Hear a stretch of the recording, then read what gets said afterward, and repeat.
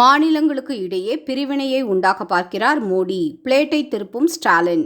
கொஞ்சம் கூட வெக்கமே இல்லாம பிரதமர் மோடியை குறை சொல்ல வந்துவிட்டது திமுக.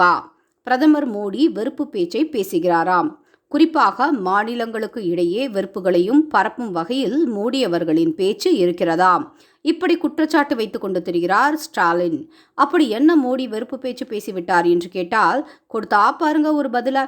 உத்தரப்பிரதேச மக்களை காங்கிரசும் அவரது கூட்டாளி கட்சிகளும் இழிவுபடுத்தினார்கள் என்று மோடி கூறியிருக்கிறார். அதுதான் மாநிலங்களுக்கு இடையே வெறுப்பை பரப்பும் பேச்சு என்று கூறுகிறார் ஸ்டாலின். மோடி எதை பற்றி கூறுகிறார் என்று நினைவிருக்கிறதா?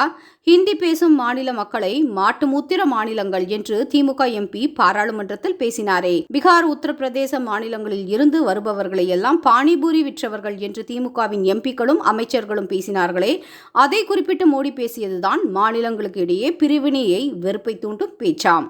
இவர்களுக்கு எந்த அளவுக்கு ஆணவம் இருந்தால் இவர்கள் பேசியதை குறிப்பிட்டு மோடி பேசியதற்கே அது பிரிவினை பேச்சு என்று பிளேட்டை திருப்புவாங்க. இவங்க என்ன முடிசூடா மன்னர்கள் என்று நினைத்து கொண்டிருக்கிறார்களா?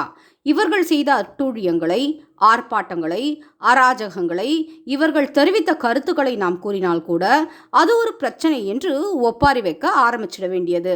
அவ்வளவு பயம் இருக்கிறவர்கள் எதற்காக இந்த மாதிரி கீழ்த்தரமாக எல்லாம் பேச்சுக்களை பேச வேண்டும்? இந்தியாவின் பன்முகத்தன்மைகளை மதிக்காமல் உங்கள் இஷ்டத்துக்கு பேசிவிடுவது.